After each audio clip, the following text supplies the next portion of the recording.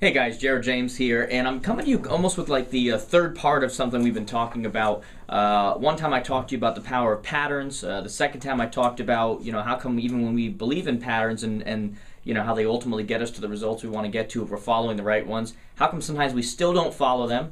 And we talked about the idea that everyone wants a bestseller, but nobody wants to write the book. And I talked about this thing called inner conflict, which means you want something, but on the inside you don't really. It's someone who wants a great relationship but doesn't want to commit to somebody or doesn't want to do anything they don't want to do. Somebody who wants to be the number one agent in the world, but also wants to spend a ton of time with their kids and their family. Those are inner conflicts. Today I want to talk to you about another reason why we want certain things. Everything's lined up. I get emails a lot of times from people that say, look, I've got everything. I've got focus, I've got clarity, I've got good mentors, I've got the right plans, I've got good patterns, and it still doesn't work for me. Why is it? And there's this other thing which I call Neuro Associations. How come we have certain patterns but we don't follow them?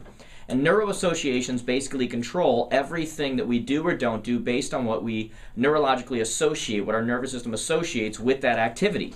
And so basically it's the idea that one person can look at prospecting and they associate with prospecting the idea of rejection, the idea of conversations with people they don't want to have, these kinds of things, while another person can look at that exact same activity and associate the potential for new business. They can associate new conversations with new people, positive things. Because what neuro associations tell us is that every one of us associates with every activity either pain or pleasure. And based on whether you associate pain or you associate pleasure is going to ultimately determine whether you move forward with something or whether you don't move forward with something. And so it's kind of this amazing thing. And so the question I really want you to start to look at is, how come you don't do certain things in your life? How come there are certain activities you need to do to grow your business? You need to go to networking events. Well, how come you always find excuses not to go to them? Are you associating some kind of fear of rejection? Are you associating having the same old conversation with people? Are you associating running into people you don't want to run into? What are you associating? Because the only way to change that activity is to create a new association. The idea that I potentially could gain new business, the idea that I could potentially gain new relationships with people that I'd like to gain relationships with.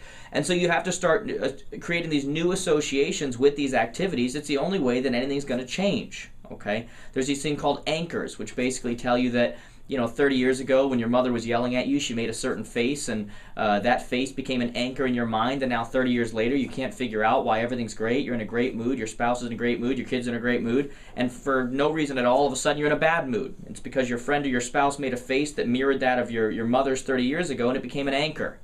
And so these things are all reasons why we associate things and why we get in good moods and bad moods and all these things. And my only goal today is to get you to be more intentional about these things, to create new associations. Somebody who's afraid of heights is because they associate falling. And so you take that person, and instead of making them afraid of falling, you have them do skydiving, they jump out of a plane, and now they have a new association that it's the most remarkable experience of their life, and they're no longer afraid of heights. So what is your thing today? What is your thing in business? What is your thing in life? What is holding you back? And then the real question is, why is it holding you back? What are you associating? Once we start to determine what these neuro associations are for us, we now have the ability to make a change and start to try to associate new things. I'm going to do something a little bit more detailed on this on some upcoming webinars and other places. But if you guys have questions, you can comment on the blogs. You can, my username on Facebook and Twitter is Jared James Today. You can ask me questions.